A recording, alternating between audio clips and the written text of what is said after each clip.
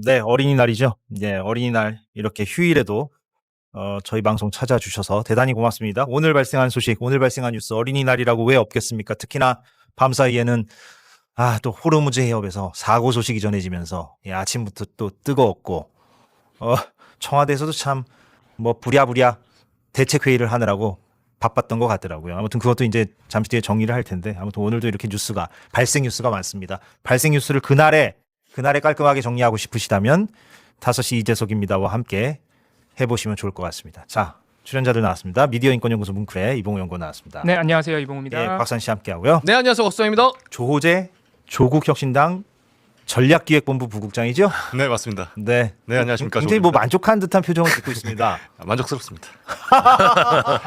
상당히 만족스럽습니다. 예. 그 공보국 따위보다는 전략기획본부 부국장이 훨씬 더 멋지다. 듣기에는 좀 그럴싸해 보이지만 사실 그 전략기획본부 안에 공보국의 기능이 들어가 있습니다. 실제로는 공보국의 역할을 하고 있습니다. 그냥 비슷하다 하는 일은 하는 일은 비슷합니다. 하는 일이 비슷해도 타이틀이 바뀌는 것으로도 기분은 달라질 수 있죠. 그럴 수 있죠. 남들이 듣기에는 멋있어 보이고. 네. 그 저희 집에 계신 와이프분도 뭐야 전략을 짠다고 이런 식으로 좀 놀라시더라고요. 여보가 전략을? 감히 네가 조국혁신당의 전략을 이렇게 좀 놀라시더라고요. 근데 뭐 그 전략을 짜지 않아야 되는 거 아니야? 이러는 거 아닙니까? 저 우리 당의 미래를 걱정하고 네가 짜도 되냐? 그런 어떤 뉘앙스로 말씀하시더라고요. 좋습니다. 예, 응원합니다. 그리고 맞은편에는 연세대 법학전문대학원 겸임교수 김정한 변호사도 오늘 화요일이니까 나오는 날이죠. 예, 안녕하세요. 예, 네 분 다 감사합니다. 아무튼 이렇게 휴일에 쉬시지도 못하고 뉴스 정리를 도와주시려고 이렇게 오셔서 너무나 감사합니다. 또 곽선 씨는 휴대전화를 2개나 탁탁 이렇게 세팅을 했네요. 뭐 노트북 가져올 때도 있고 휴대전화 가져올 때도 있고 뭐 자기 마음이네요. 근데 제가 노트북에 정리를 해가지고 조금 이렇게 전해 드릴 때가 있었는데 노트북보다 수기로 이렇게 적어서 하는 시간이 많다 보니까 노트북에 있으면 안 읽히더라고요. 그럴 수 있어요. 오히려. 그래서 이게 적은 게 더 잘 보이고 네. 정리도 잘 되고 해서 포기했습니다. 예, 그게 사람마다 취향이 있어서 저도 이제 아재라서 이렇게 펼쳐놓잖아요. 지금 제 자리 좀 볼 수가 있나요? 이렇게 쫙 펼쳐놓고 종이 인쇄를 항상 원합니다. 그래서 제가 항상 맞아. 팀원들이 무슨 속보 떴다 이렇게 올려주면 단체 창에 항상 제가 인쇄 이렇게 인쇄해 주세요도 아니야.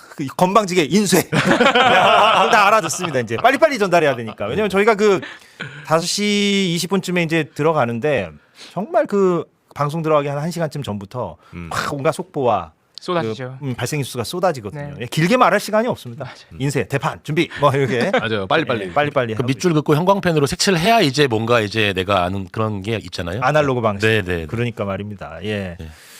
강주영님은 이제 어른이들만 있는 가정이 되어서 가벼워진 어린이날입니다. 오늘은 휴일이라 설레는 마음으로 집 정리하면서 대기 중입니다. 오분자기님들 반갑습니다 하셨네요. 이모 유튜브 용님 아이디가 특이합니다. 부모 노릇하기 힘든 세상. 정답 없네요. 화이팅 하셨네요. 예, 정답 없죠 뭐. 네. 그리고 이승민 6305님 어린이날인데 집에 있는 어린이가 친구랑 놀러 가서 어른이 혼자 집에서 5시 이재석입니다. 시청 중입니다. 꿀맛입니다. 효심이 깊네요. 어린이날은 어린이에게 돈가스 사주는 날인데요. 그러니까요. 네, 진짜 저는 어렸을 때 어린이날이 너무 좋은 게 돈가스 사주시지. 그리고 그 어린이날을 만드신 분이 이름이 방정환 선생님이잖아요. 방정환 선생님. 어렸을 때 그게 너무 좋은 거예요. 이름이 같은 게. 정정하면 이름이 같은 게 좋은데다가 저는 태어나서 지금까지 살이 쪄본 적이 없거든요. 계속 뚱뚱했어요. 근데 그분이 좀 풍채가 있으세요. 풍채 있으시죠. 저는 어린이날이 되면은 뭔가 이 뚱뚱함에 대한 면죄부도 받는 것 같고 늘 어린이날은 너무 기분이 좋았던 것 같아요. 근데 그런 기억을 갖고 계시는 저는 네네. 안 그래도 오늘 제가 이제 서두 부분의 출연자들한테 각자 어린이날에 혹시 기억나는 추억이나 기억이 있습니까? 라고 질문을 오늘 던져볼까? 이런 생각을 집에서 하다가 집에서 제가 이렇게 이런저런 궁리를 하거든요. 저를 떠올려 봤어요. 저의 떠오르는 게 별로 없어요. 그렇다고 저희 부모님이 뭐 저를 방치했다는 건 아닌데 딱히 어린이날의 어떤 특징적인 무언가가 이렇게 김정한 변호사가 돈가스나 뭐 이런 걸 추억하듯이 없어요. 좀 안타깝더라고. 저도 똑같이 근데 나 어릴 때 어린이날에 어떤 선물을 받았고 어떤 좀 추억이 있을까 생각해봤더니 딱 떠오르는 게 없더라고요. 어허. 그래서 나중에 아이 키우더라도 뭐 그렇게까지 정성 들일 필요는 좀 이렇게 기억을 못할 거면은 정성 안 들여도 잘 자라더라. 그러니까 분명히 해주셨을 거예요. 분명히. 그러니까. 분명히 엄마 아빠가 뭐 해주셨을 텐데 너무 죄송하고 이게 안 떠오르더라고. 너무 오래돼서 그런 거예요. 그분은 뭐 떠오르는 거 있어요? 저도 뭐 딱히 저도 그렇죠. 저도 그냥 떠오르는 게 없네요. 예. 학교 안 가고 노는 날. 네. 그래서 너무 좋았죠 그냥. 네. 네, 친구들이랑 나가서 놀고. 맞아요. 이래서 티니핑 사줘봤자 맞아요. 이게 비용만 많이 나가지 맞아요. 추억이 안 남을 가능성이 높습니다. 그러니까 결국 어린이날이라는 게 어른만 고생하고 애들은 기억도 못하는 날이니까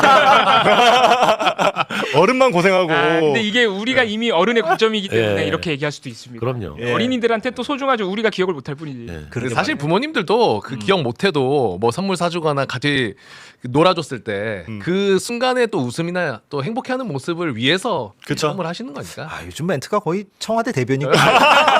예, 예. 좋아요. 예. 아이도 행복하고 그걸 보는 부모님도 행복하니까 그럼요. 주시는 거죠. 예. 어렸을 때 어린이날 전에 항상 어린이날 노래 이제 배우잖아요. 네. 그 노래 부르면서 뭔가 하여간 내가 되게 소중한 존재다 이런 것들을 한번 각인받게 되는 되게 좋은 날로 저는 기억을 하고 있는데요. 그래요? 네, 어린이날 네. 노래가 뭐가 어린 있지? 나라라 새들아. 네, 맞아요. 네, 네, 노래 아, 있죠. 네. 진짜 오랜만이야. 그것도 기억이 안 나. 그것도 기억이 나시죠. 아, 되게 굉장히 그 기억을 잘하셨어요. 오늘은 어린이날 우리들 세상. 그쵸. 그게 너무 좋은 거예요. 우리들 세상이. 이 어린이날 관련 소식도 네. 저희가 잠시 뒤에 또 준비를 하고 있으니까 조우재 부국장이 또 뭐 팩트 체크 차원에서 가져오신 것이 네. 있다고. 어린이날. 아, 이런 거 중요하죠. 오. 네, 그래서 한번 이따가 살펴보도록 하겠습니다. 네. 네, 좋습니다. 자, 뉴스 들어가겠는데 조금 안 좋은 소식부터 들어갈 수밖에 없습니다. 왜냐면 오늘 발생 뉴스 가운데 이게 가장 큰데, 그 전에 제가 깜빡했네요. 이거부터 한다 그랬는데 속보가 저희 방송 직전에 떠서. 이거부터 가겠습니다. 그 한동훈 전 법무부 장관 지금 뭐 어허. 부산 북갑에서 열심히 선거운동하고 있는데 출국 금지가 됐다. 이번에 그 지금 활동 중인 2차 종합특검이 출국 금지를 한 것 같은데요. 이미 이제 본인도 이걸 인지하고 SNS에 이제 올렸어요. 2차 종합특검이 저를 출국 금지했습니다. 작년에 최상병 특검이 말도 안 되는 이유로 저를 출금하고는 조사 한 번 못하고 종결하는 식의 정치 수사를 했었는데 이번 특검도 똑같이 무리수를 반복하고 있다. 이런 식으로 한동훈 후보가 주장을 했는데요.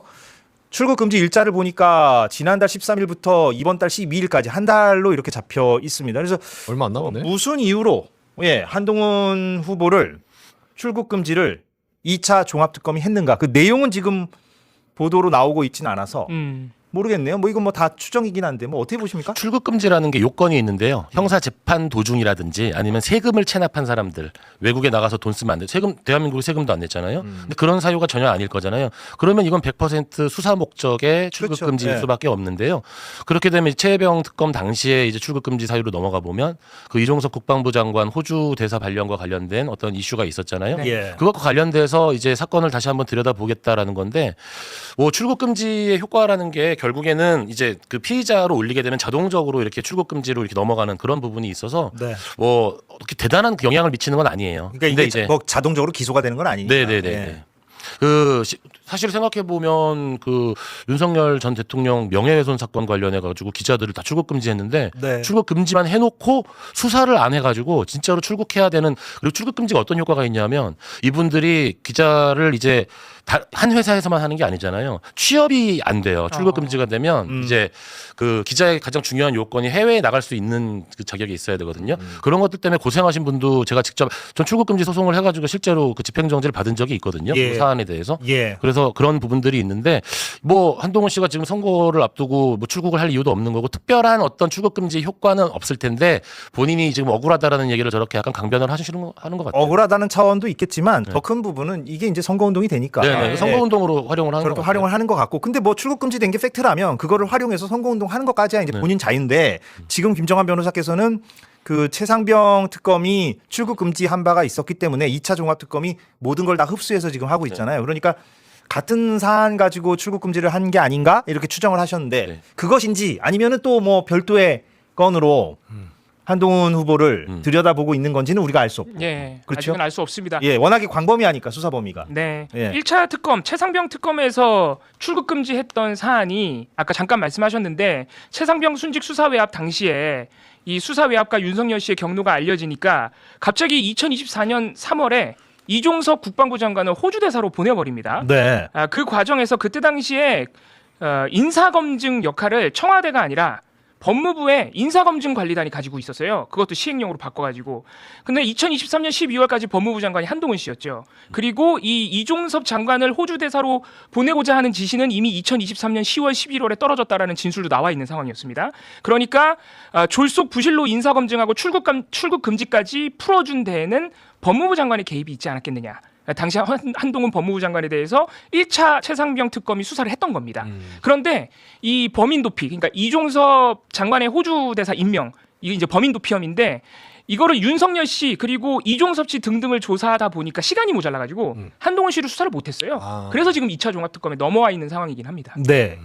그 아까 저희가 지금 최상병 특검과 관련돼서 얘기를 하고 있는데 출국 금지된 사유에 대해서 지금 취재진들도 들여다보고 있지 않겠어요? 노컷뉴스에서 보도하기로는 종합특검이 설명하기로 출국 금지가 대통령실 수원지검 수사 개입 의혹 사건과 관련해 피고발인으로 고발장이 접수됐기 때문입니다. 네. 시민단체에서 대통령실과 검찰 등이 쌍방울 대북 송금 사건을 조작했다며 윤석열 대통령과 한 전 대표를 고발을 했답니다. 그래서 그 피고발인을 이제 출국 금지했다 이런 내용인 것 같습니다. 수험지 쌍방울 사건과 관련해서 네, 대북 송금 사건을 조작했다고 시민단체가 고발을 했고 예. 특검이 이걸 접수받아서 한동훈 대표를 이제 출국 금지를 한 거죠. 기다려 보죠. 네, 이건 국정조사 과정에서 드러난 거. 네. 대통령실에 보고된 것으로 보이는 1일 검찰 수사 보고 문건이 나왔거든요. 네. 거기 보면은 뭐 이화영 부지사로부터 진술 협조를 얻어내기 위해서 우리 수원지검이 고 이해찬 전 총리 수사도 하고 있습니다. 이런 아주 상세한 사건 거래 시도까지 다 적혀 있어요. 예. 그런 문건이 나오다 보니까 고발이 접수를 됐고, 왜냐하면 2023년에 수사를 했는데 그땐 또 법무부 장관이었고 만약에 대통령실까지 보고가 됐다면 법무부 장관을 통하지 않았을 리 없으니까 그런 차원에서 고발이 이루어진 것 같습니다. 네. 피고발인 신분으로도 입건이 된 거죠. 입건이 됐고 네, 입건이라는 근데 거는 수사에 우리가 고발을 했을 때 네네. 입건됐다고 다 출국 금지되는 건 아니죠. 그렇죠. 예. 그런데 출국 금지의 필요성이 있다라고 수사기관이 판단했을 그렇죠. 때는 재량행위라고 해가지고요. 거죠. 예. 예. 그러니까 입건이라는 것은 우리가 수사의 첫 단계. 그렇죠. 이제 사실 그러니까 수사라는 게 증거를 수집하는 건데 그 고발이 됐으니까 입건, 그러니까 사건 번호를 매기는 거예요. 그렇죠. 번호를 매기고 예. 조사하기 직전 단계인 겁니다. 예, 좀 지켜봐야 될 것 같습니다. 네. 예, 아직은 뭐 이렇다 할 어떤 내용이 나왔다기보다는 피고발인 신분으로서 출국 금지가 됐다 이렇게 속보 정리를 하겠고요. 자, 다시 호르무즈 쪽으로 가서 얘기를 해보자면 밤사이에 이제 그 국제뉴스가 보통 밤사이에 들어오거든요. 그래서 이제 방송사 기준으로는 아침 뉴스서부터 그 발생 뉴스가 소화되는데 오늘도 아침 뉴스서부터 그 호르무즈 해역에 있는 해협 내에 있는 한국 선박이 이제 사고 피해를 당했다 이런 보도가 나왔어요. 네. 그래서 이거부터 저희가 정리하는 것보다 이거 저희가 정리해 드리겠습니다. 사고 개요 같은 거는 일단 이 사고 소식이 전해진 뒤에 청와대 반응과 대응 이 부분을 정리를 해봅시다. 일단 대통령 비서실장 주재로 점검회의를 했고 네. 그래서 나온 대응책은 뭡니까? 예, 오늘 청와대가 강훈식 비서실장 주재로 이 호르무즈 해협에 있는 우리 선박 폭발 화재 사고에 대한 대응책을 논의를 했고요. 그 이후에 곧바로 서면 브리핑을 냈습니다. 네. 일단 주목이 됐던 것은 오늘 트럼프 대통령이 한국 선박 사고를 언급을 했어요. 그러니까요. 아직 사고의 정확한 원인은 정말로 이란 때문에 피격을 받은 것인지 밝혀지지 않았거든요. 그런데 트럼프 대통령이 이란이 한국 선박까지 공격했다. 이제 한국도 우리의 프로젝트 프리덤에 참여해야 되지 않겠느냐. 호르무즈 해협 선박들을 구출하는 이 군사작전에 한국도 참여해라. 이렇게 압박하는 메시지를 콕 집어서 트럼프가 냈습니다. 그래서 한국 정부의 대응이 어떻게 나오느냐, 상당히 난감한 상황이지 않느냐, 이게 주목됐던 건데 일단 이 부분에 대해서는 국내법 절차를 감안해서 검토하겠다. 이렇게 원론적 입장을 냈습니다. 네. 물론 트럼프 대통령의 오늘 한국 선박 사고 언급을 주목하고 있기도 하고 또 한미 간의 호르무즈 해협 안전을 위해서 긴밀하게 소통하고 있다 이런 메시지도 냈는데 네. 일단 트럼프의 작전 참여 요구에 대해서는 좀 거리를 뒀다고 볼 수 있습니다. 예, 검토한다 이건데요. 검토라는 게 원론적인 수준이고 실제 호르무즈 작전에 우리나라가 동참할 가능성은 뭐 제가 전문가는 아니지만 뭐 대다수가 그렇게 전망하니까 네. 매우 낮아 보인다. 사실상 아닌 걸로 보인다. 네. 그러니까 일단 트럼프 대통령한테 예우는 해야 되니까 저 정도의 어떤 원론적인 반응은 나오는 걸로 맞습니다. 보이고요. 예. 검토한다고 해서 일단 트럼프의 심기를 최대한 좀 진정시키면서 근데 국내법 절차를 언급했잖아요. 네. 국내법 절차라고 하면은 우리가 파병이 사실 상당히 까다롭습니다. 그렇기 때문에 사실상 거리를 두는 입장이라고 봐야겠고요. 네. 그리고 또 이 지금 우리 선박 하나가 이렇게 어쨌든 폭발 화재 사고가 난 상황이라 배가 막 팡 터지고 이런 건 아닙니다. 네, 화재라고 봐야 됩니다. 화재라고 봐야 됩니다. 화재. 네. 예. 일단 그 피해 현황에 있어서는 인명 피해는 없었다고 합니다. 네. 네, 그래서 우리 국적의 선원이 6명, 그리고 해외 국적 선원이 한 18명에서 총 24명 정도가 타고 있는데 일단 인명 피해는 없다고 하고요. 그런데 청와대에서 또 정부 당국에서 설명하는 자료를 보면 배가 좀 파손이 있기는 한 모양입니다. 이 피해 정도도 조사를 해봐야 되지만 일단은 인근 아랍에미레이트 항구로 예인을 해야 된대요. 그러니까 자력 이동보다는 지금 예인선을 투입을 해서 예인을 해야 된다는 거죠. 그래서 오늘 대책회의 후 청와대 입장을 보면 예인 선박을 투입하고 또 사고 원인 조사를 위한 전문가 그리고 분석관들을 파견하는 데 시간이 좀 걸리기 때문에 이 정확한 사고 원인 조사에 수일 정도 시간이 걸릴 것 같다. 예. 이런 설명도 오늘 청와대가 내놨습니다. 그 선박 사고의 화재 사고의 원인을 파악해야만 이게 누구 소행인지도 확실해지니까요. 그래서 뭐 확실히 될지 뭐 그렇게 될지 안 될지는 모르겠습니다만 아무튼 그래서 수일이 걸릴 것으로 예상이 되고 두바이 현지에 한국 선급 지부에 인력을 파견했다라는 보도도 나오고 있는데 한국 선급이 좀 낯선 용어인데요. 이게 이제 비영리 민간 기업을 얘기하고요. 해상의 안전을 도모하는 비영리 민간 기업을 한국 선급이라고 합니다. 60년대에서부터 있었다고 하네요. 그래서 인력을 그쪽으로 보내서 안전 검사도 실시하고 원인 파악도 해보고 지원 활동도 하고 뭐 이렇게 한다는 것 같아요. 그런데 아무튼 며칠 더 걸릴 것 같고요. 그렇습니다. 그리고 네. 또 정부가 지금 호르무즈 해협에 묶여있는 우리 선박들에게 지침을 내려서 다른 선박들도 일단은 카타르 쪽으로 이게 정확하게 얘기하면은 페르시아만 더 안쪽으로 모두 이동하고 있는 중이라고 합니다. 네. 아직 사고 원인은 정확하게 나오지 않았지만 이란과 미국 간의 군사적 충돌에 의해서 휘말렸을 수도 있잖아요. 네. 그런 위험성이 지금 더 커진 상황이라 미국과 이란의 호르무즈 해협에서의 군사적 긴장감이 상당히 높아진 상황이거든요. 그래서 다른 선박들도 모두 카타르 쪽으로 페르시아만 안쪽으로 피신하고 있다. 이런 소식도 들어와 있습니다. 이 그 화재 사고는 한국 해운업체 HMM이 운용하는 파나마 국적의 선박이다. 그렇습니다. 예, 그런데 이게 뭐 사고 개요를 좀 간략히 요약을 좀 해보자면, 네, 이게 사실 사고 원인이 정확하게 나오지 않아가지고 일단 어젯밤에 알려진 사실은 말씀드린 대로 소규모의 폭발 같은 현상이 좀 있었고 그리고 화재가 발생했다. 이렇게 어제 밤늦게 알려졌고요. 이게 지금 미국과 이란 사이의 긴장감이 호르무즈 해협에서 높아진 이유가 어제 트럼프 대통령이 아까도 말씀드린 그 프로젝트 프리덤, 그러니까 호르무즈 해협 선박을 미군이 구출해 주겠다. 그래서 안전 항행을 해주겠다. 이렇게 선언을 했습니다. 호르무즈 통제권을 미국이 가지고 있다라는 식으로 얘기를 했고 이란이 이에 강하게 반발하면서 이란의 호르무즈 해협 통제권을 확대를 했어요. 심지어는 호르무즈 해협 바깥쪽에 있는 아랍에미레이트 푸자이라 항까지 통제 범위를 확대한다고 선언을 해버렸습니다. 그러면서 그 구역 내에 있는 선박들은 모두 이란의 통제를 받아야 된다. 그러면서 뭐 이란과 미국이 지금 서로의 군함을 격침시켰다, 공격했다 이렇게 막 입장을 내고 있는 상황이거든요. 이런 상황 속에서 우리 선박의 화재 사고 소식이 알려지면서 더욱더 지금 우려가 커진 상황이라고 할 수 있겠습니다. 그러니까 외부의 어떤 공격 내지는 외부의 어떤 요인으로 인하여 불이 났고 그 규모가 어느 정도인지까지는 구체적으로 나와 있지 해봐야 된다. 않고요. 네. 인명 피해는 없고. 네. 그런데 그 외부의 공격 내지는 요인이 우연적 요인일지 뭔지 모르겠습니다만 그게 이란으로부터인지 아닌지도 아직은 모르고 네. 일단 신중히 가야 될 것 같아요. 그렇습니다. 그래서 이제 우리 정부도 사고라는 표현을 쓰잖아요. 뭐 네. 피습, 공격 이런 네. 표현을 쓰는 게 아니라 네. 예, 사고라는 표현을 쓰니까 일단 그렇게 갔다가 뭐 이게 만약에 이란의 의도된 공격이었다, 한국을 겨냥한 것이었다라고 판명이 되면 또 그때 가서 우리가 또 피습이라고 쓰면 되는 거니까. 네. 이재석 기자님께서 정확히 잘 지적을 해주셨는데 지금은 선박 사고라고 하는 게 가장 중립적인 표현이고 예. 지금 저희가 좀 살펴보니까 선박 피격이라고 해야 된다라고 이제 보수적인 커뮤니티에서 그런 얘기를 하고 있어요. 아 그래요? 벌써부터? 이걸 선박 피격으로 규정해야 된다라고 얘기하고 있고 국민의힘은 아니나 다를까 호르무즈 선박 폭발 중대한 상황이다. 신속 대응해야 된다. 정부가 가용할 수 있는 자원을 총동원해야 된다. 이렇게 얘기하고 있거든요. 근데 좀 더 침착해야 되는 거죠. 이제 사고라고 표현하거나 선박 화재일 수도 있는 거고 정확하게 그 원인이 나올 때까지는 좀 중립적인 표현을 쓰는 게 좋을 것 같습니다. 그러게요. 예, 뭐 신속히 대응하는 거야 뭐 당연히 필요하긴 필요합니다만. 예. 마저 정리를 좀 해보면. 그래서 미국하고 이란 지금 어떤 상태냐? 그러니까 아시다시피 이제 휴전이 계속되고 있긴 한데 휴전이 불안불안한 휴전이었잖아요. 그렇죠. 그래서 이 휴전이 쨍그랑하고 깨질 수가 있다 이런 우려가 지금 나오고 있는 상황이잖아요. 네. 그렇죠. 간략히 좀 요약을 해봅시다. 지금 그렇습니다. 상황. 예. 뭐 지금 휴전 자체도 이제 한 달이 돼가고 있거든요. 예. 벌써요?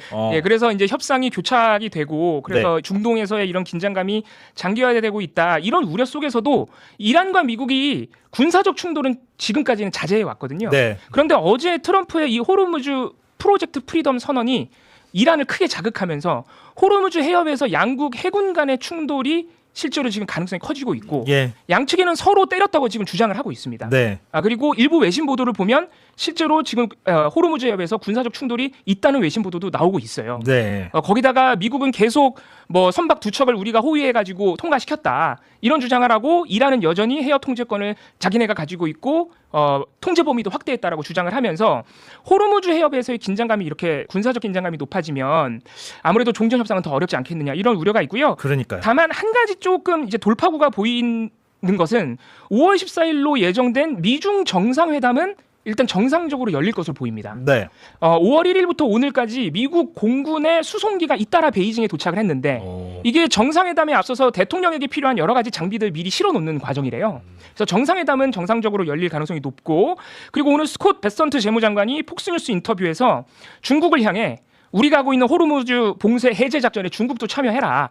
이란을 설득해가지고 빨리 협상장에 나오도록 해라. 이렇게 또 중국을 공개적으로 압박을 했거든요. 물론 지금 미국이 이란과 중국으로 오가는 선박을 제재하고 있기 때문에 중국도 굉장히 불쾌해하는 상황이긴 하지만 이 양국 간의 협상을 통해서 중재를 통해서 종전 협상이 좀 진전이 있지 않겠느냐 이런 기대감도 조금은 나오고 있습니다. 기대를 많이 섞은 것 같고요. 예, 물론 그렇게 됐으면 바라고요. 예, 그렇게 되길 바라는데 네. 아무튼 미중 정상회담은 그대로 5월 중순에 열린다는 거니까 기대를 해보겠고 그런데 아무튼 그 호르무즈를 둘러싸고 지금 무력 충돌도 있는 거예요. 이 보도, 있습니다. 그러니까 외신 예. 외신 보도가 얼마만큼 현장 확인이 된 건지도 불확실한데 만약에 외신 보도가 맞다고 전제하면 휴전이 말만 휴전이지 호르무즈 해협에는 충돌하고 있습니다. 충돌하고 있고 트럼프는 막 이란 선박 7척을 격침했다고 자랑하잖아요. 네, 주장하고 있습니다. 이 말을 고지고대로 들을 수 있을지 모르겠으나 만약에 그 말이 맞다면 말로만 휴전이고 협상은 지금 진전이 잘 안 되고 있는 걸로 보이고 네. 이란의 뭐 버티기 전략이다 이렇게 표현하기도 하니까 네. 그 상황에서 호르무즈 해협을 둘러싸고는 이미 무력 충돌이 부분적으로 발생하고 있고 그렇죠. 그러니까 만약에 네. 실제로 무력 충돌 여부가 있는지 여부와 무관하게 서로 지금 서로의 군함을 때렸다고 주장하잖아요. 그러니까요. 요거 자체가 사실 휴전의 붕괴 아니냐 이렇게 지적이 나올 수밖에 이미. 없는 것이고 예. 지금 일부 외신 보도로 보면 걱정이 되는 게 이 트럼프의 호르무즈 이 구출 작전 선언 이후에 이란이 아랍에미레이트 푸자이랑 인근의 석유 시설을 타격했다는 외신 보도도 있어요. 예. 근데 이거는 이제 휴전 전으로 돌아가는 상황이 되거든요. 예. 그런 우려도 이렇게 계속 커지고 있습니다. 금요일에 또 외신 종합으로 국제뉴스 종합으로 한 번 더 좀 팩트 체크도 해보고 상황 정리도 해보겠습니다. 참 걱정스럽습니다. 이거 언제까지 이렇게 되는? 근데 이거 미국 예. 법상 원래 5월 1일까지가 트럼프가 지금 이 작전을 수행할 수 있는 그나마 근거가 되는 건데 의회의 동의 없이. 네, 의회 동의 없이. 근데 트럼프는 이 휴전이라서 그거는 뭐 상관없다 이랬는데 또 반대로 격침을 했다라고 주장하는 건 말이 아예 앞뒤가 안 맞는. 좋은 지적이네요. 예, 저도 그렇게도 생각해 볼 수 있겠네요. 물론 트럼프한테 우리가 많은 걸 기대할 수는 없습니다만 그렇죠. 그러네요, 진짜로. 예, 부분적인 무력 충돌이 있으니까. 예, 이렇게 정리를 좀 해보겠고요. 예, 청와대도 계속 뭐 비상 상황이겠네요. 오늘 사실 어린이날이라서 약간 좀 그 대통령도 어린이들하고 이제 소통하는 그런 행사가 있었고 하니까 청와대 분위기도 좀 부드럽게 진행되나 싶었는데 밤 사이에 우리 선박에 사고 소식이 전해지면서 뭐 비서실장도 그렇고 아마 초비상이었을 것 같다는 생각도 들고 그런데 좀 우리는 분위기를 조금 전환을 해봅시다. 예, 제가 이거를 뒷부분으로 갈까 하다가 어린이날 얘기를 좀 해봅시다. 예. 어린이날. 분위기 좀 전환해 보겠습니다. 예. 너무 뭐 시작부터 무겁게 했는데 자 오늘 이재명 대통령뿐만 아니라 사실은 대통령들이 어린이날에는 어린이들과 이렇게 소통하고 교감하는 그런 행사들을 하잖아요. 저희가 영상을 하나 준비했는데 예, 청와대 영상입니다. 보겠습니다. 롤 모델이요? 영광입니다. 진짜 롤 모델이 되도록 더 노력할게요. 고맙습니다. 정말 그렇죠? 소풍도 수학여행도 가야 되는데 우리 선생님들이 매우 힘든 것 같아요. 친구들도 선생님들도 부담 없이 안전하게 다닐 수 있도록 우리가 잘 준비할게요. 예. 네, 오늘 어린이날을 맞이해서 이재명 대통령이 유튜브와 SNS에 1분 50초 가량의 쇼츠 영상을 올린 겁니다. 네. 이 어린이들로부터 직접 질문 사항을 받아서 그에 답변하는 형식이었고요. 재밌는 질문들이 많았어요. 엄마가 자꾸 생존 수영 가라는데 가기 싫다라는 어린이 질문도 있었고 방금 보신 대로 이게 또 최근에 대통령이 언급했던 이야기인데 예. 소풍을 안 간다는 거죠. 예, 그래서 대통령도 방금 보셨지만 답변을 하죠. 선생님들이 조금 어려움이 있는데 그런 어려움 없어지도록 준비를 잘하겠다. 이렇게 대답을 했고요. 지난주 목요일에 저희가 그 현업에 계시는 선생님 두 분과 인터뷰를 했거든요. 꽂히는 인터뷰 코너에서 여러분들이 좀 찾아보시면 도움이 많이 되실 겁니다. 예. 그리고 또 어떤 어린이는 토요일도 일요일처럼 빨간 날로 만들어 달라. 자꾸 토요일이 빨간 날이 아니라서 학원에서 부른다. 이런 질문도 네. 있었습니다. 이 어린이들의 참 어린답네요. 고충을 알 수 있는 그런 질문인데 대통령이 이에 대해서는 언젠가 다 빨간 날로 만들어주면 좋겠지만 당장은 쉽지 않다.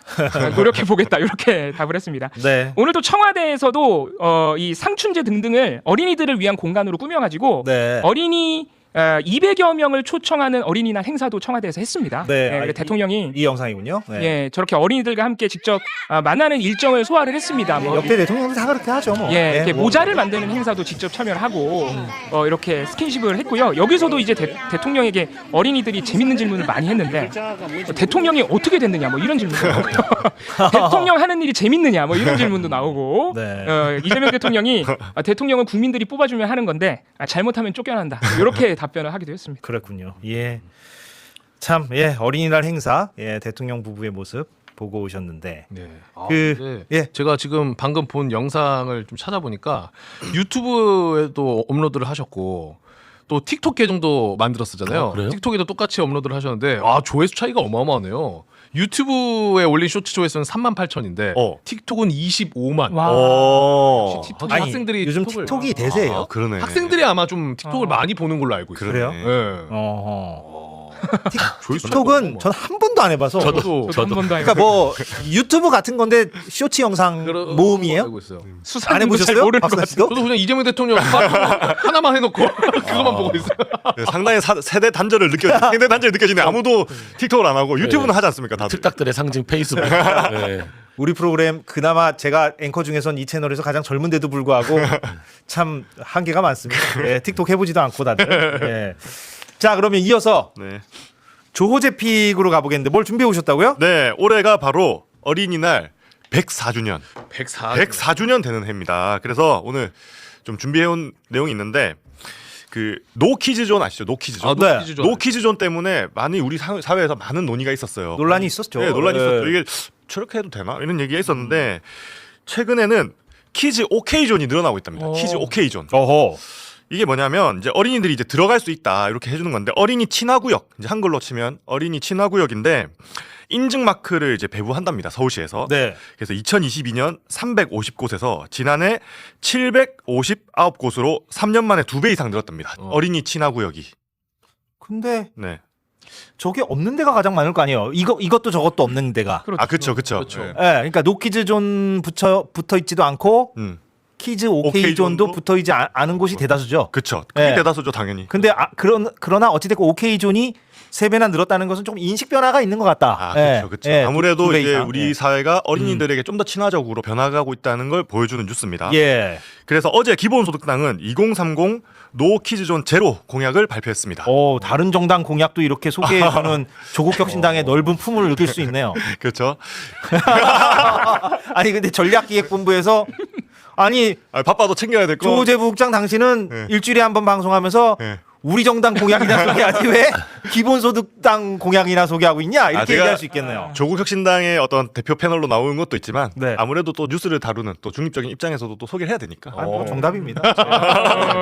용해인 대표가 지금 아이를 키우고 있는데요. 그러다 보니까 기본소득당도 이렇게 아이 친화적인 어린이 친화적인 공약이 나온 것 같습니다. 네. 노키즈존 제로 조례를 제정해 오는 2027년까지 공공도서관, 체육시설, 문화시설 등 공공시설에서 노키즈존 운영을 전면 금지하겠다고 밝혔습니다. 지금은 전면 금지가 아니라 아닌 거죠. 네. 그래요? 그냥 자율적으로 이렇게 하나 자율적으로 하고 있는데 예. 조례로 만들어서 이제 완전히 전면 금지하겠다 음. 이런 것 같습니다. 네. 그리고 법률 제정과 개정을 통해 2030년까지 민간을 포함한 노키즈존 전면 폐지를 완성하겠다. 이게 이제 기본소득당의 공약입니다. 어차피 술 마시는 곳은 아이들이 못 가잖아요. 어차피. 그렇죠. 네. 그러니까 조용히 뭐 아이들 없는 곳에서 조용히 사색에 잠기고 싶다 하는 분들은 뭐 이렇게 술자리 술 먹는 곳으로. 술 먹는 곳으로 가면 되는 거고. 네, 그러면 되잖아요. 근데 뭐 공공도서관이나 체육시설 같은 경우에는 사실 어린이들이 좀 들어올 수 있도록 같이 노는 게 좋죠. 같이 그럼요. 어린이. 네. 네. 근데 그 부모님들이 잘해야죠. 부모님들이. 그런 것도 있죠. 네. 무조건 데려오는 것도 또 그거지만은 근데 우리나라가 현실이 현실이 아이들을 잘 챙겨야죠. 현실이 이제 공공 보육 자체가 많이 부족하기 때문에 아이들을 공공 장소에 데리고 갈 수밖에 없는 경우들이 맞아. 있거든요. 네. 네. 저는 이제 수업 시간에 관련된 그 이야기를 할 때 꼭 두 가지를 강조를 해요. 절대 사람이 화내면 안 되는 게 두 가지가 있다고 생각을 한다. 하나는 아이가 우는 소리 때문에 화내면 안 되고 오. 다 울었잖아요, 우리들. 그죠? 오. 또 하나는 운전 못하는 사람 때문에 화내면 안 된다. 처음에 운전대 잡았을 때 다 손 떨린다고요, 그죠? 그렇죠. 두 가지를 이야기를 하는데, 그러니까 사실은 이제 우리나라 후자에 대해서는 약간의 반론도 제가 일단 계속 계속 아 그래요? 예. 예, 그래서 그 운전 뭐 얘기도 했지만 사실은 사람이 어린 아이들이 그러면 이제 그 공공 보육과 관련돼 가지고 이런 그런 돌봄을 받을 수 있느냐라고 했을 때 그 시설 자체가 많이 부족한 것도 인식을 해야 된다 이런 이야기. 아, 좋은 말씀이에요. 아, 예. 그래서 제가 오늘 어린이날을 맞아서 퀴즈를 준비했습니다. 어. 퀴즈요. 퀴즈. 우리 이제 아저씨들이 어린이의 마음을 한번 이해해보는 시간이 되었으면 좋겠습니다. 오, 자, 퀴즈 존인가요? 네, 어린이들의 인식을 조사했는데요. 노 퀴즈 존. 자, 어린이날에 가장 하고 싶은 일은 무엇이었을까요? 이게 초등학생을 대상으로 설문을 조사했거든요. 네. 설문조사했거든요. 1365명을 대상으로 했는데 오. 자, 3위부터 해보겠습니다. 과연 어린이날 가장 하고 싶은 일. 정답. 어린이들이 뭘까요? 피자헛 가기. 아니 왜 특정 상표를 PPL인가요? 어릴 때는 피자헛이 아주 핫했기 때문에. 아, 그래요. 네. 아니 오. 피자 먹기. 피자 먹기. 아닌 것 같은데. 아니 놀이공원 네. 자연 예. 거의 자연농원이라 불렀었는데 전 놀이공원. 네, 네. 놀이공원 오, 놀이공원이죠. 아 근데 비슷하긴 한데 네. 3등을 이제 좀 이제 설명을 해보자면 자 3위 친구들과 시간 보내기. 네? 친구들과 어, 시간. 아, 친구들과 진짜? 아, 예. 소박하다. 게임하겠다는 거네. 어. 게임 네, 게임하고 그러니까 싶다는 이게 거네. 부모님이 중요한 게 아니라 네. 그날 하루는 학원 안 가고 그치. 내 친구랑 놀고 싶어요. 그치. 이거네요. 그러니까 이게 뭐 하겠다는 게임이 될 수도 있고 피자헛이 될 수도 그렇죠. 있고 그러니까 뭐가 됐건 친구들과 보내고 싶다. 네. 어. 그래요? 저게 3위밖에 안 돼요? 그러니까요. 2등은 무엇일까요? 2등. 2등. 근데 3위 안에 다 들어가는데 이게 애매하다. 아 근데 놀이공원은 아마 1, 2위 중에 저는 있을 것 같아요. 아 놀이공원. 네. 아 예. 아니라는 거 아니에요? 지금 순위 없다는 거 아니에요? 방금 전에? 아닙니다. 그러니까 그게 다 포함되는 답변이 있습니다. 놀이공원. 네. 아, 1, 2위 중에. 네, 1, 2위 중에. 어. 여행. 아 그런 게 포함됩니다. 네, 그러니까 뭐지? 아이들이 정답. 여행이라고 표현을 친구들과 시간 보내기가 3위면 네. 부모님과 시간 보내기. 진짜? 정답이죠. 다 포함되지. 오, 진짜? 맞춰버렸어요. 그게 1위입니다. 아. 부모님과 시간 보내기. 지금 순서대로 2위, 1위부터 하려고 했는데 네. 1위를 맞춰버리셨어요. 어. 1위가 가족과 함께 시간 보내기. 아이들이? 네, 아이들이. 착하다. 와, 난 전혀 안 그랬는데. 아이들이 나도 내 친구랑 나 진짜 전혀 안 그랬는데. 엄마 아빠한테 용돈만 달라 그러고. 그러니까 2등은 이제 갖고 싶었던 선물 받기고. 근데 저게 야 갖고 싶었던 선물이 이거 태블릿 PC구나. 어린이는 태블릿 PC. 와, 아니 고학년들은 저희 때는 조립식이었는데 무조건 남자들은 조립식. 우리 네. 때는 태블릿 PC라는 거 자체가 없었잖아요. 네. 근데 요즘 뭐 5학년, 6학년 이런 애들은 뭐 네. 태블릿 PC 뭐 충분히 뭐 아, 하고도 남고. 그렇죠. 근데 요즘에는 이제 맞벌이 부부가 많으셔서 그런지 가족과 함께하는 시간이 오히려 아, 이거 놀랍다 그러니까요. 이거. 아, 진짜. 그러니까요. 야, 이게 의외네. 아이들이 생각보다 부모님이나 혹은 가족들과 보내는 시간이 조금 부족하다고 느낄 수도 있는 거예요. 평상시에. 그러니까 맞벌이가 네. 많고 하니까. 아마도 그런 게 좀 반영되지 않았나. 되게 따뜻한 그러네요. 설문조사 결과네요. 예, 저는 늘 저 친구들과 시간 그러니까요. 보내기로 그러니까 일관했던 사람들이 우리가 사람이라. 촉법 소년 얘기만 할 게 아니라 이런 순수한 분들이 있구나.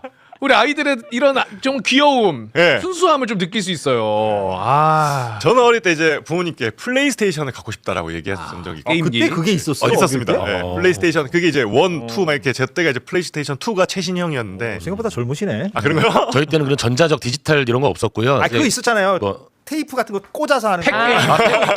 게임보이. 게임보이 이런 거. 예. 예. 저희 때는 이제 뭐 부루마블 게임이라든지 뭐 그런 보드 게임. 부루마블이 최고죠. 저도 많이 했어요. 네네. 이렇게 오늘 어린이날을 맞이해서 어른들이 이제 어린이의 마음을 한번 이해해보는 퀴즈를 가져왔습니다. 네. 제 코너는 여기까지입니다. 아 그죠? 하나 더 있지 않나요? 뭐 그 뭐야 선물. 선물도 준비됐나요? 저는 제가 받은 원고에는 있네요, 있네요. 아 여기 있네. 왜? 가장 받고 싶은 선물 1위. 폰 이것도 가족이야? 용돈이 아니었다. 아니 요거는 그러니까 이게 갖고 가족과 함께하는 시간. 선물이다. 예, 그럴 수도 있고. 야, 그러네요. 시간이 되게 선물이- 착하다. 야, 애들 되게 착하다. 착한 정도가 아니라 너무 철학적인데 어. 시간이 선물이라고 생각하는 거 아니에요. 가족과 식사하고 놀면 그게 나에게 선물이다 이거야. 아, 이거 그쵸. 어른들이 대리 조사한 거 아니에요? 그러니까 엄마 아빠가 대리 조사한 거 같은데. 아이와 함께 보내는 그러니까 시간. 부모님한테 물어봐가지고 애들이 뭐 가고 싶어요? 가족과 함께 시간을 갖고 싶어 하죠. 그런 거 아니야? 디지털 기기, 용돈 상품권, 좋네요. 장난감 등 다 이해됩니다. 그러니까 우리 어른들이 생각보다 아이들이 그 깊이 있게 생각한다는 걸 잘 이해 못하는 아, 거예요. 더 뭉클한 게 있어. 그러니까 뭔지 지금 2.3% 칭찬 등 애정. 아, 이거 와. 너무 슬프다. 칭찬과 같은 애정 표현이 나에게는 가장 받고 싶은 선물. 아, 저건 좀 와, 약간 그러네. 약간 울림이 아, 이게 있는데요. 1인 가족과 함께하는 시간하고도 연결이 되겠네요. 그러니까요. 아이들이 뭔가 애정을 갈구하고 있다. 초등학생들이. 칭찬과 애정 표현. 네. 그러니까 사실 음, 가족과 함께하는 시간이 다 포함된 거예요. 맞아요, 어린날에 가족과 함께하면서 디지털 칭찬도. 기계도 선물 받고 또 삼촌한테 용돈도 아, 선물 그것도 받고 맞네. 장난감도 받고 그러면서 아이고 우리 수산이 착해, 우리 수산이 예뻐, 애정 표현도 받고 다 해주면 되겠네요. 다 해주면 되는 거죠. 예. 저 중에 하나만 할 게 아니라. 아, 근데 칭찬이나 애정 표현은 진짜 좀 마음이 좀 뭉클해지네요. 네. 잘 들었습니다. 네. 재밌네요. 예. 여기까지입니다. 예. 그리고 우리 아이들이 그렇죠. 애들이니까 네. 참 순수함을 느낄 수 있고 네. 설문조사에서도 근데 이제 중요한 거는 뭐 여기에 한해서지만은 저렇게 다 해줘도 어른이 되면 기억이 안 나. 나 하나도 기억 안 나. 여기 있는 한이 지금 5명 한이 지금 하나도 기억 안 나. 저도 기억이 안 나. 어린이 아무도 기억 못했기 때문에 우리 하나도 기억 안 나. 예. 놀이공원 데리고 가주셨나? 기억도 안 나네. 박기현님은 중3 딸도 오늘 엄마랑 쇼핑하고 싶다고 했는데 자영업자라 오늘도 일터에 나와 있네요. 미안해 딸 하셨는데 그러네요. 그 박기현님 위로 차원에서 제가 말씀드리자면 중3 정도면 어린이날하고 무관합니다. 예, 그렇죠. 뭐 나중에 또 함께 하시면 돼요. 오늘 말고 다른 날에 예, 네. 중3이면 뭐 많이 컸죠. 예. 대한민주국민님은 슬프네요. 평소에 함께 시간을 못 보낸다는 뜻이니까요. 라고 하면서 아까 그 설문조사 결과를 이렇게 감상평을 전해주셨고요. 이건 뭡니까? 빵떡님은 평택의 조국 후보 한박산 분수공원에서 기자회견했을 때 음. 조호재님을 봤는데 어. 키도 크시고 잘생기셨어요. 네, 사람 보는 눈 있으시네. 상당히 품격 있는 이제 눈을 가지고 계시네요. 평택에 자주 갑니까? 저는 자주 가진 않습니다. 전략기획본부라 머리로만 이렇게 구상하고 현장은 안 갑니까? 그게 아니고 저는 이제 중앙선대위 소속이고 그러다 보니까 이제 그 평택에만 후보가 있는 게 아니다 보니까 네. 전국의 어떤 판세를 이제 해야 되고 평택 캠프에서 또 따로 이제 전략하시는 분이 계시고 네. 예, 난 중앙의 뇌다. 잘생겼다는 것만 딱 그렇게 딱 찍어가지고. 좋네요. 김행복하자님도 키 크시고 잘생기셨던데라고 하셨어요. 오. 평택에서 봤다. 평택에 보신 분들 꽤 있나 봐요. 아, 그래. 예. 다들 아는 척을 아무도 안 해주셨는데 여기 와서 조용히 댓글만 남기고 계시네. 딱 보고 이제 그때 봤던 조우재 그 그렇죠. 양반이네 이 정도만 느끼셨나 봐요. 자, 평택 얘기했는데 네. 자연스럽게 정치권 소식으로 넘어가야 되는데 제가 뚜껑 열겠습니다. 여론조사를 엽니다. 어제 저희가 여론조사 또 한무더기 전해드렸잖아요. 맞아요. 어제 저희가 전해드린 뒤에 나온 여론조사들이 또 있어서 저희가 또 한무더기 모아왔거든요. 제가 뚜껑 열게요. 먼저 대구 MBC가 조사한 경북도지사 후보의 지지도입니다. 곽산 씨. 예. 자, 경북도지사 후보 지지도 오중기 후보가 30.2, 아우터나. 송중기 오뚜기 아니고 오중기 후보 30.2, 이철우 후보가 55.이에요. 예. 경북지사는 어느 정도 좀 예상했던 부분도 있고요. 야, 근데 너무 차이가 많이 났어요. 예. 경북 생각보다 차이 많이 나네요. 네. 넘사벽 같은 느낌도 들고 오중기 후보. 1000명을 대상으로 조사했고요. 그 ARS 조사, ARS 무선 가상번호 ARS 100% 조사했고요. 경북도지사 봤고요. 그 다음에 KBS 춘천방송총국이 여론조사한 게 있는데요. 결과 보여주십시오. 자, 강원도지사 후보 지지도네요. 우상호 후보가 41%, 김진태 후보가 33.8입니다. 오차범위 바깥입니다. 1200명 강원도민을 대상으로 조사했고 전화 면접 조사였고요. KBS 춘천방송총국이 한국 리서치에 의뢰해서 조사한 건데 아무튼 꽤 앞서 있어요. 우상호 후보가.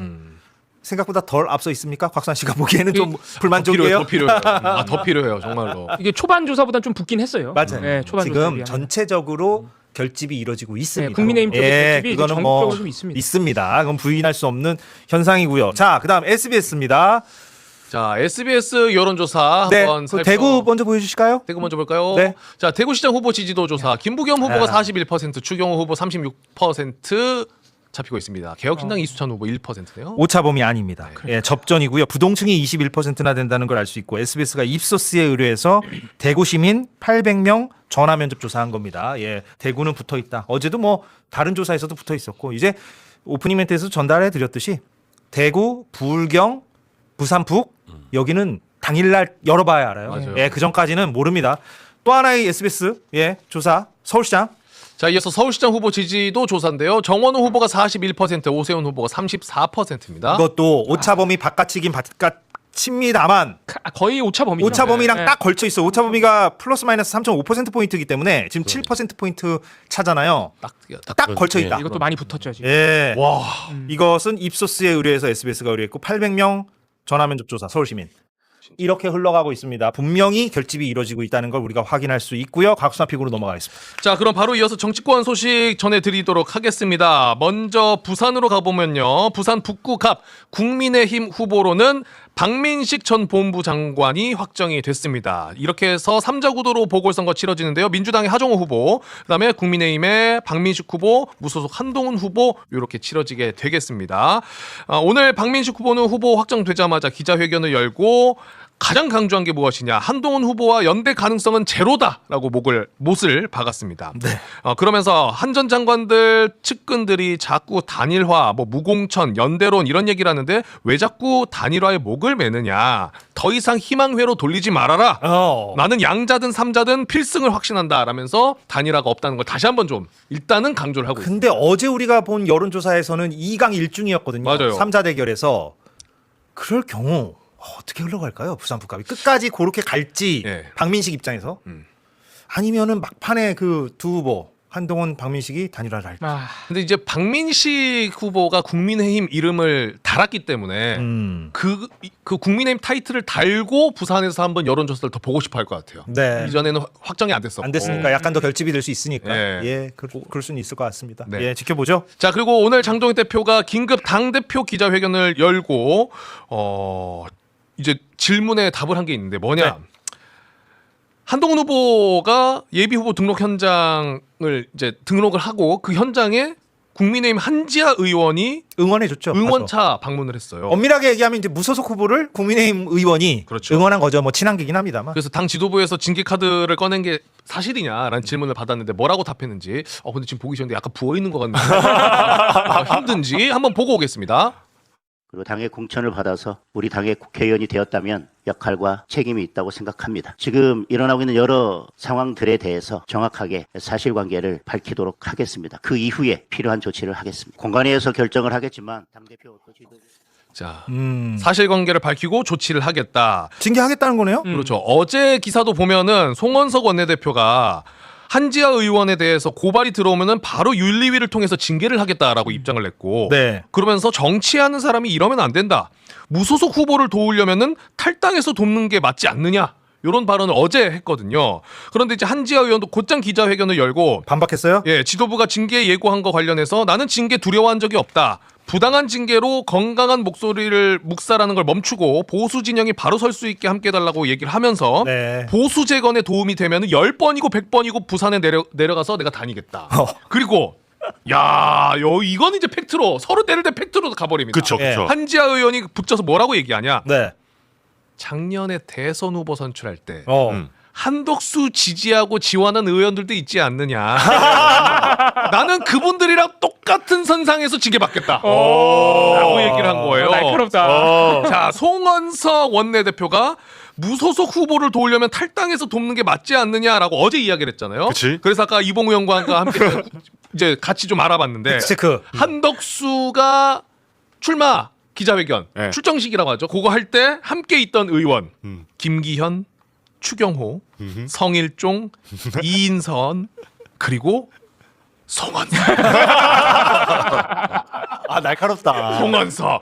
그러면 너도 그때 탈당하고 도와줘야지. 왜 그때 김문수 우리 당 후보 김문수가 있는데 그치. 한덕수 무소속 후보를 왜 지지하고 나섰냐? 한지아 의원. 난 그 똑같은 선에서 징계를 받겠다. 알고 얘기한 것 같네요. 그러니까 한지아 한지아 의원이 괜히 얘기한 게 아니고 그러니까요. 예, 일부러 비판을 했네요. 그러니까요. 예. 그래서 친한계 의원이 딱 이거를 가지고 그치. 똑같이 얘기를 하고 있더라고요. 무서운 팩트 체크입니다. 서로 때릴 때는 그 논리 완벽한데요. 그걸 가지고 있으면 이제 친한 개원들이 다 도우러 가도 돼요. 완벽해요. 빈틈이 없어요. 빈틈이 네. 없어. 예. 자, 그리고 장동혁 대표는 오늘 기자회견 아까 저희 영상 보셨지만 그 자리에서 정진석 전 청와대 비서실장 공천 가능성에 대해 질문을 받고 국민이 납득할 만한 공천을 하겠다 이렇게 설명을 하기도 했는데 안 주겠다는 얘기인 것 같아요. 그러니까요. 네, 지금 맥락이. 공관위에서는 7일 오늘이 5일인데 오일이죠. 내일 모레 윤리위가 열리고 나서 결론을 내리겠다. 그런데 당 지도부에서는 아니 그 공관위는 윤리위 신경 쓰지 말고 그냥 알아서 해도 된다. 네. 근데 공관위는 아니 우리 윤리위 열고 그거 보고하겠다. 아니 당 지도부 아니야 윤리위 하지 말고 너네가 먼저 해도 돼. 아니야 우리 윤리위 보고 서로 지금 약간 미루고 있어. 팔 돌리기인가요? 네. 그거 지금 하고 있는 상황입니다. 그렇군요. 자, 이와 관련해서 성일종 의원이 MBC 라디오 출연해서 사실상 공천 어려울 것 같다라고도 이야기를 했는데 한번 듣고 올까요? 네.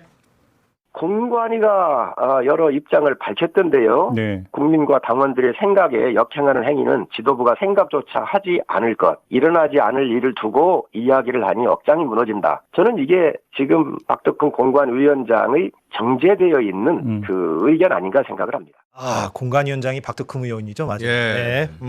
자, 이러한 상황이고요. 네. 자, 이어서 오세훈 후보, 유정복 후보, 양향자 후보, 김진태 후보 등 오늘 국민의힘 광역단체장 후보들이 어제도 이제 연석회의 조응천 후보가 이제 함께하면서 맞아요. 있었는데 오늘도 종로 보신각 앞에서 긴급 기자회견을 열고 이렇게 얘기를 합니다. 이재명 대통령의 사법 쿠데타 저지를 위한 국민의힘 광역단체장 후보 결의문이다 라면서 발표를 하고 또 저렇게 사진을 다 같이 찍었습니다. 그렇군요.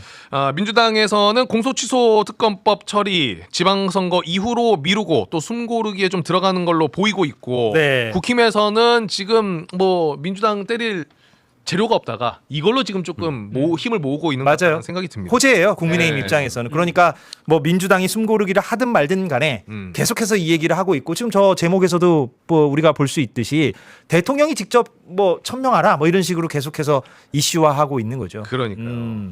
자, 이런 가운데 네. 또 가만히 있지 않죠.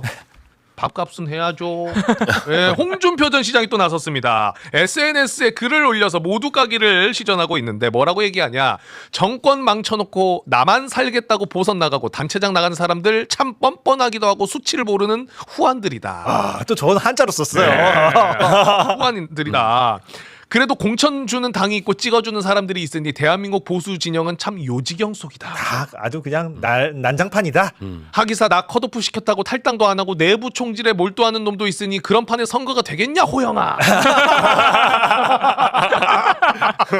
먹던 우물에 나오고 침 뱉으면 그나마 덜한데 계속 먹으려고 하면서 그 우물에 침 뱉는 놈은 무슨 심보냐. 꿀떡꿀떡 지선은 지선일 뿐이다. 문제는 지선 후 더 큰 혼란이 올 거다. 라고 글을 남겼어요. 뼈를 때리네요. 예. 홍준표 전 대구시장 입장에서는 참 뭐랄까 막 많은 감정들이 소용돌이 치는 것 같아요. 국민의힘을 상대로.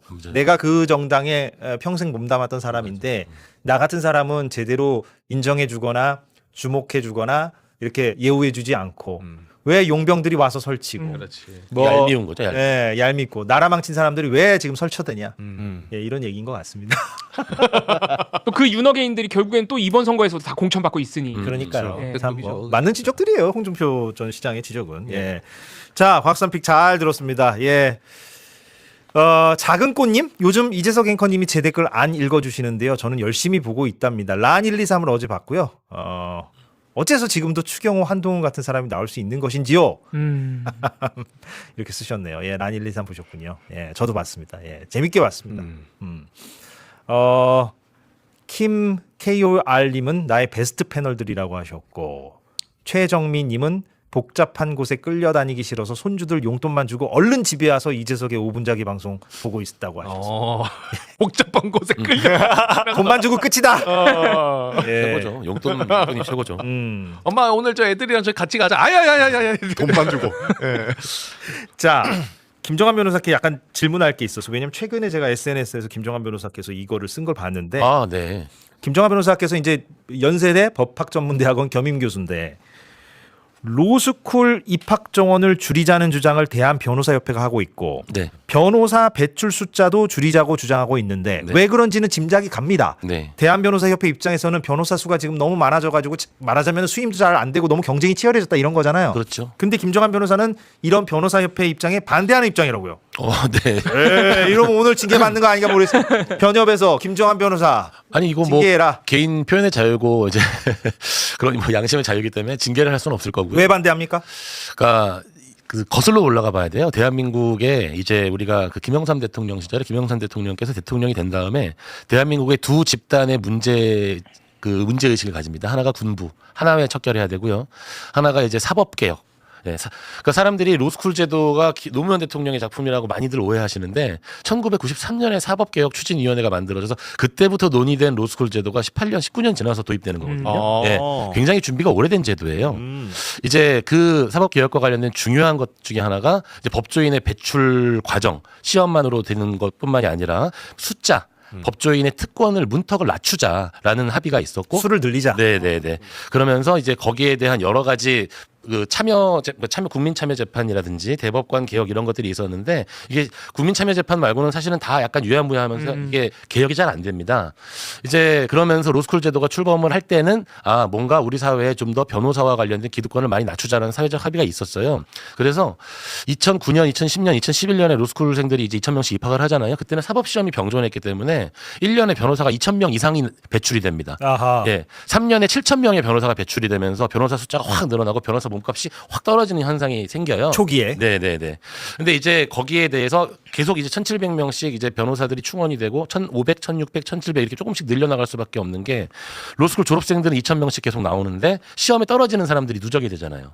그러니까 지금 3,700명이 시험 봐서 1,700명이 합격하는 굉장히 어려운 시험이 돼서 그게 어렵냐 그러는데 완전히 그 교육 과정을 다 마친 사람들이끼리의 경쟁이니까 그 힘들어요, 정원 굉장히. 잠깐만요. 그 더 듣겠는데 로스쿨 정원이 지금 2,000명 정도 네네. 전국. 근데 그 중에 한 해 변호사 시험을 통과해서 합격 변호사 자격증을 취득하는 사람이 1,700. 1,700. 그런데 300명만 떨어진다고 볼 수가 없는 게 재수생, 삼수생들이 네, 있으니까. 재수, 삼수, 사수, 네. 5수까지 할 수 있어요. 그러니까 지금 3,700이 시험 봐서 네, 네, 네. 1,700이 붙고 네. 2,000명이 떨어진다. 네, 네, 네.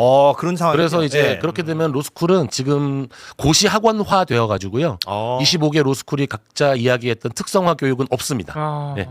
제가 로스쿨 3학년 수업을 하는데 로스쿨 3학년 수업에서 저는 학원 강사랑 똑같아요. 그러니까 변호사 시험 기출 문제만 풀어주고 좋은 변호사와 관련된 그 어떠한 이야기도 할 수 없는. 네. 원래 로스쿨의 취지는 교육으로 시험을 어떻게 하면 붙느냐만 가르치는 것이 아니라 그건 학원하고 똑같은 거죠. 그렇죠. 그게 아니라 어떻게 하면은 좋은 법조인을 양성하느냐 예, 이 부분이 있는데 현실에서는 그걸 잘 교육할 수가 없다. 네, 그러니까 법학 교육도 엉망이 됐고 심지어 로스쿨 학생들도 힘들고 이제 그런 여러 가지 제도와 관련돼 가지고는 이게 합격자 수를 너무 엄격하게 제한을 하니까 그리고 제일 문제가 이 시험을 로스쿨을 졸업을 하게 되면 5년에 5회밖에 시험을 못 보게 해놨어요. 딱 5번 본다. 네. 이른바 고시낭인을 없애기 위해서 그 네. 평생 응시 금지 제도라는 건데 이게 정말 잘못된 거거든요.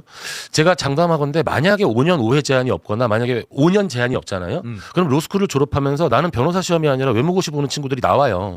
로스쿨을 졸업하면서 스타트업 하는 친구들이 나와요. 근데 지금은 로스쿨을 졸업하면 내가 5년 안에 변호사가 안 되면 이거는 로스쿨 재입학도 안 된다고 지금 판례가 나왔거든요. 로스쿨 재입학한 학생이 있었는데 로스쿨 재입학도 시험을 못 보게 했어요. 그러니까 모든 로스쿨 학생들은 졸업하면 모두 변호사 시험에 올인할 수밖에 없는 구조가 만들어진 거예요. 나에게 주어진 시간은 네네. 5년이다. 그러니까 다양한 직역의 어떤 사실 변호사가 꼭 송무만 할 필요 없는 거잖아요. 변호사가 사업을 할 수도 있는 거고 변호사가 다른 일도 할 수 있고 맞아요. 변호사가 외교관이 될 수도 있는 거고 변호사가 기자도 할 수 있어요. 그러면 변호사가 기자가 될 수도 있는 건데 그 길 자체가 막혀 있어요. 제도적으로 이런 여러 가지 문제가 있기 때문에 사실 그 모든 문제의 근원에 5년 5회 금지 그리고 이 숫자로서의 제한. 제가 생각하기에는 만약에 한 합격률 60% 정도로 몰려가지고 1,900에서 2,000명 정도만 뽑잖아요. 네. 그래도 10년간 2,000명 더 뽑는 것밖에 안 돼요. 2,000명씩 1년에 뽑은 적도 있잖아요. 그렇게 되면 숨통이 좀 트이면서 로스쿨 제도가 좀 편안하게 굴러가지 않을까. 그래서 저는 변협에서 이제 1,500명 이하로 줄여야 된다 이런 논의에 저는 반대를 하는 입장이고 그리고 이제 아무래도 학교에서 로스쿨 학생들의 어떤 어려움을 보고 있기 때문에 이 학생들이 정말 이 시험과 관련된 그래서 로스쿨 학생들은 너무너무 정말 약물도 많이 복용을 하고 좀 약간 그 나쁜 선택을 하는 친구들도 나왔고 이게 굉장히 좀 상태가 지금 안 좋아. 대한민국 로스쿨이 굉장히 지금 슬픈 학교가 되고 있어요. 그 변협에서 변호사 수를 합격자 수를 줄여야 된다는 거는 이제 그러니까 모든 직역이 자기 직역과 관련된 어떤 수가 늘어나면 직역 뭐. 이기주의를 가지는 건 당연한 건데 튀기죠. 네네. 이제 우리나라는 그 법조 유사직렬이라 그래가지고 세무사, 법무사, 노무사 이런 직렬들이 많이 있잖아요. 그것들 정리도 좀 안 돼 있고요. 그런 부분들이 여러 가지 복합적으로 얽혀 있는 문제긴 해요.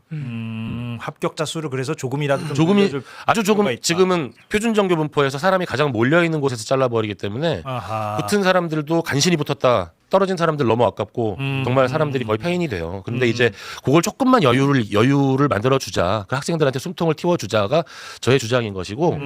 그러니까 이 대한변협하고 좀 그 초점이 다르신 것 네네. 같네요. 그러니까 뭐냐면 대한변협은 무조건 1,500 이하로 줄여라. 이미 변호사가 변호사가 돼 많다. 있는 상황에서 그 시장을 봤을 때 변호사 네. 시장이라고 표현하겠습니다. 그 변호사 시장 이미 변호사 자격증을 취득한 사람들 거기를 봤을 때 너무 많이 뽑아놓으면 밥그릇이 줄어드니까 네. 변협 입장에서는 많이 뽑지 말자. 그런데 김정환 변호사께서는 또 교수님이시기도 하니까 학생들을 보잖아요. 네. 변호사가 아직 되지 못한 로스쿨 학생들을 보면 너무 살인적이고 조금 더 튀어줄 필요가 있고 네. 그래야 로스쿨 교육도 정상화가 되고 네.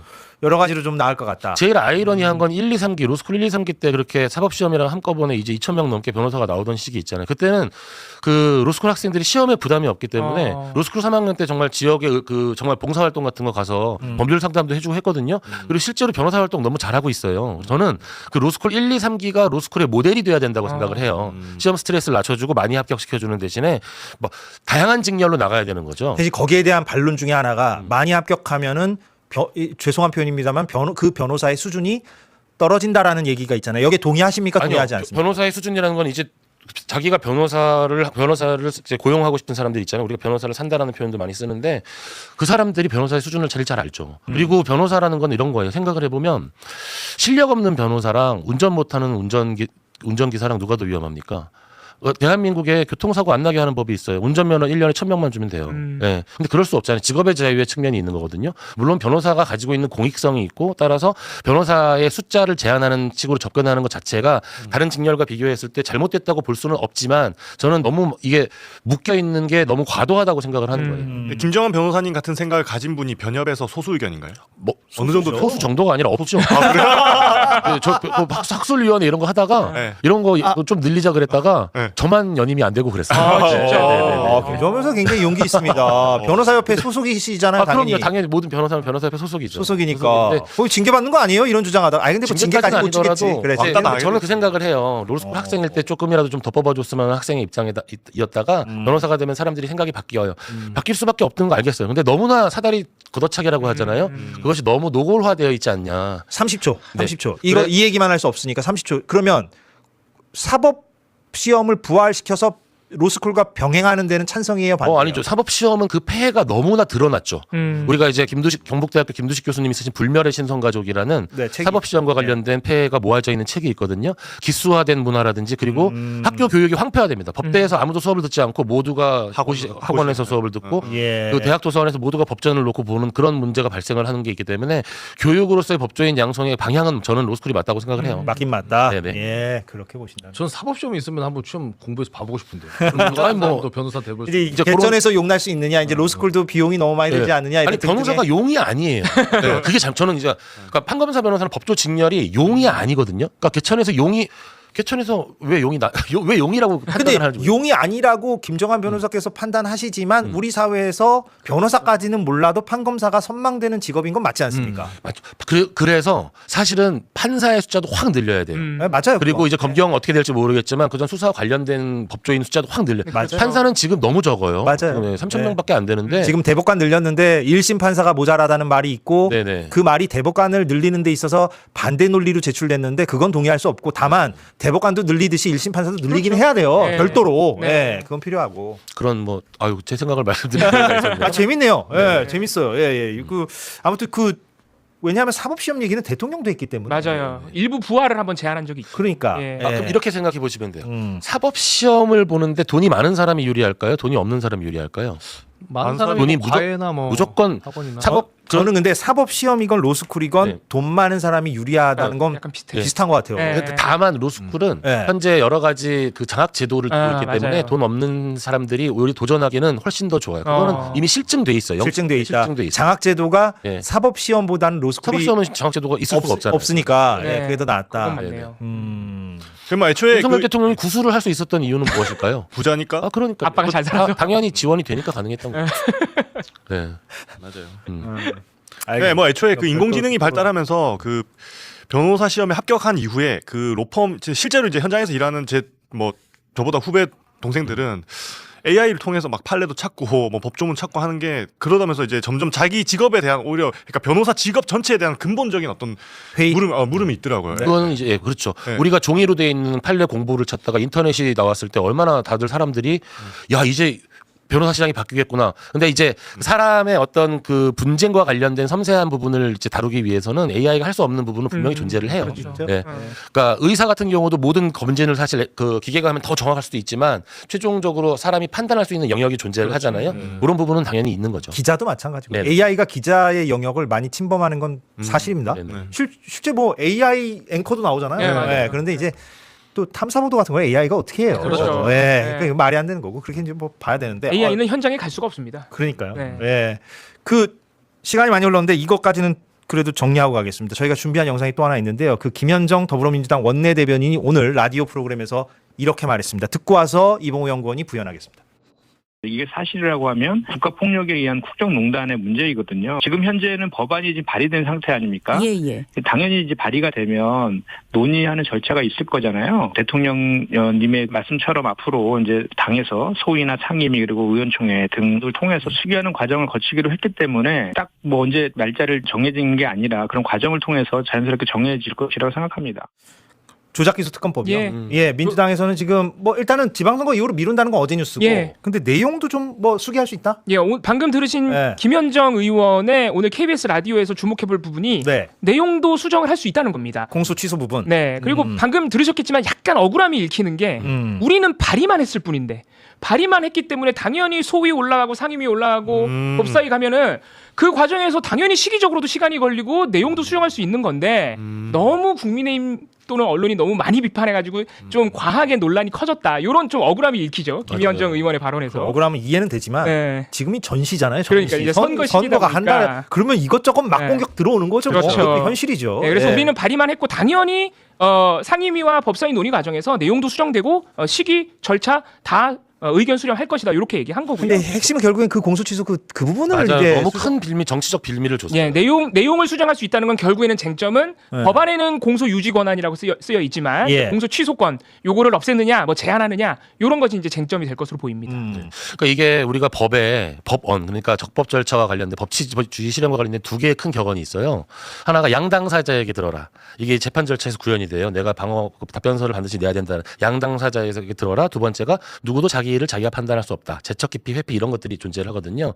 근데 이게 지금 정치적으로 대통령이 임명한 특검이 사실은 이게 조작 기소가 확정이 되면은 공소 취소를 할 수 있다는 건 어떤 법리이기도 한데 대통령이 임명한 특검이 취소한다. 이게 그냥 이 법리에 반하는 문제가 생기니까 이게 정치적으로 이슈가 돼버린 거예요. 그리고 저는 사실 형사법보다 오히려 헌법적으로 이제 자꾸 생각을 하게 되잖아요. 이게 대한민국의 공소 취소라는 게 어떤 식으로든지 이루어지면 공소 취소는 형사소송법상 판사가 공소 기각 판결을 하게 돼 있어요. 공소 취소를 하면. 그런데 판사가 어떤 사람인지 알 수 없잖아요. 이게 판사가 공소 취소를 했어? 공소 기각 판결하기 전에 이게 위헌인지 아닌지 위헌법률 심판 제청 신청을 헌재로 걸 수가 있어요. 이게 지금 언론에 안 나오더라고요. 그 예. 부분이 예. 지금 굉장히 스피디하게 말씀하셨는데 예. 오늘 조국 후보의 인터뷰 기사를 제가 보니까 조국 후보가 그 얘기를 했더라고요. 아, 그래요? 그렇죠? 알고 계셨어요? 저 몰랐습니다. 아니 당 사람은 모르고 제가 합니까? 아이고 참. 기본소득당 찾아보기 전에 잘- 이거 찾아야지. 잘 알고 계시네요. 예. 조국 후보도 이제 형사법 전문가잖아요. 그쵸, 그쵸. 지금 네. 김정한 변호사랑 똑같은 얘기를 한 건데 뭐냐면 이겁니다. 그러니까 특검이 공소 취소를 하면 그걸 재판부가 받아줘야 되잖아요. 그걸 공소 기각이라고 합니다. 근데 공소 기각을 그 재판부 판사가 하지 않고 공소 취소한 거 알겠어. 근데 이게 헌법상 문제가 있을 수도 있을 것 같아. 헌법재판소의 판단을 한번 구해보고자 해. 그러면 그 판사가 헌재로 그걸 넘긴다는 거죠. 그게 이제 위헌 법률 심판 재청 신청인데 재청 신청인데 요걸 하면 헌재에서 어떻게 결론이 날지도 모르고 시간도 늘어지죠. 예. 그럼 이 경우에 어떻게 할 거냐? 위헌이 나지 않더라도 이렇게 이제 그런 반론이 결정과 나옵니다. 관련된 시간이 진행되면서 엄청난 정치적 논쟁이 생기는 거예요. 위헌 네. 논란이 붙었다는 것 네, 자체가 이 붙었다는 것 특검법을 자체가. 위험하게 예, 만드는 거예요. 그래서 저는 순리대로 이렇게 이런 정치적 그런 그 논란이 없도록 진행하는 게 맞다고 생각을 해요. 순리대로로 하면 김정한 변호사 개인 의견은 특검이 잘 수사해서 네. 검사들의 조작 기소를 밝혀내고 그것까지 하면 그걸 되는 거예요. 토대로 검찰로 하여금 네네. 스스로가 공소 취소하도록 여론도 압박하고 그렇죠. 검찰이 스스로 하거나 법무부 아니면- 장관도 지휘할 수 있습니까? 그렇죠. 그 지점도 예. 있죠. 그러니까 법무부 장관이 이거 조작이 드러났으니 공소 취소하는 게 좋겠다라고 큰 틀에서 네. 지침을 줄 수 있잖아요. 그렇죠. 예. 그렇게 전공법으로 가는 게 맞습니다. 맞지 않느냐라는 네, 거잖아요, 네. 지금. 네. 그러니까 이거를 이제 법 조항에서 공소 유지권을 지우는 거죠. 네. 그래서 이미 검찰이 기소한 거는 검찰이 계속 재판하고 맞아요. 특검 수사 과정에서 새로운 검찰 범죄가 드러나면은 그거는 특검이 기소하면 되는 예. 거고 이렇게 이제 순리대로 가자는 말씀이시죠. 예, 한번 지켜보죠. 아무튼 근데 이런 생각은 듭니다. 선거가요. 만약에 굉장히 안 좋게 나왔어요. 민주당 입장에서 가령 막 부울경 막 국민의힘 이기고 뭐 민주당 결집해서. 지지자분들은 상상하기도 싫으시겠지만 가정입니다. 뭐 대구도 지고 막 그랬다 쳐요. 그러면 아마 선거 이후에 이걸 추진할 동력을 상실할 겁니다. 그런데 그래서 지금 하는 게 맞다는 얘기를 하려는 게 아니라 제 말은 이 사안이 저쪽의 결집의 소재, 국민의힘의 결집의 소재로 불거진 것 자체가 선거에 나쁜 영향을 준 거잖아요. 네. 그러니까 전략적 판단이 필요했다라는 걸 다시 한번 강조하기 위함이죠. 그러니까 애초에 발의도 좀 맞아요. 그러니까 선거를 이겨야 그 동력으로 또 그때 해치울 수 있는 거잖아요. 네. 민주당 입장에서 선거를 다 이겼어요. 예를 들면 뭐 부울경도 이기고 대구까지 이겼어요. 그러면 뭐 어마어마한 후폭풍이 국민의힘 안에서 일 것이고 국민의힘은 이런 거 신경 쓸 겨를도 없을 겁니다. 그렇죠. 아마. 그럼 선거를 이기고 나서 이거를 뭐 정광석화처럼 처리할 수도 있는 거잖아요. 가령. 저는 지금 되게 전략적인 얘기를 하는 거예요. 네. 이거 옳다 그르다를 아니고. 그래서 저는 그런 생각으로도 통통 튀더라고요. 연상법인데 삼성노조가 지금 성과급 올려달라고 파업을 예고하고 있잖아요. 네. 그러니까 삼성노조도 그걸 달성하기 위해서는 전략적으로 비정규직이나 협력사 노동자들을 위한 상생안을 본인들이 던져야 돼요. 그래서 끌고 갔어야 됩니다. 본인들이 그걸 던지면서 이걸 받아라. 이걸 받으면서 우리 성과급도 줘라라고 해야 여론도 받쳐주고 명분이 생기죠. 명분도 생기잖아요. 그러니까 이런 어떤 전략적 사고가 좀 필요한 게 아닌가. 맞아요. 아이고, 너무 맞는 생각도 말씀. 상당히 전략본부에 필요한 답변하고 있어. 그러니까 발의 전략이 자체도 좋구만. 조금 늦췄어야 되는데 발의 자체도. 예. 제가 뭐 스카우트 됩니까? 아, 당연하죠. 전략기획본부 본부장으로 본부장님 성함이 뭡니까? 윤재관 본부장님 그 윤재관 본부장을 제가 밀어내면 안 되잖아요. 사이좋게 네. 지내십시오. 여기까지 하겠습니다. 예. 오늘 그 주기자 라이브는 오늘 그 주기자 라이브 팀이 하루 쉬는 날이고 예, 준비된 영상이 있습니다. 건의로드를 묶음으로 준비했다고 하니까 한번 쭉 시청해 보시면 쉬시는구나. 좋을 어린이날 것 쉬시는구나. 같고. 예. 내일은 저희도 생방송, 주기자 라이브도 생방송 예, 이렇게 이어집니다. 다 같이 인사를 드리겠습니다. 내일 돌아오겠습니다. 고맙습니다. 고맙습니다. 감사합니다.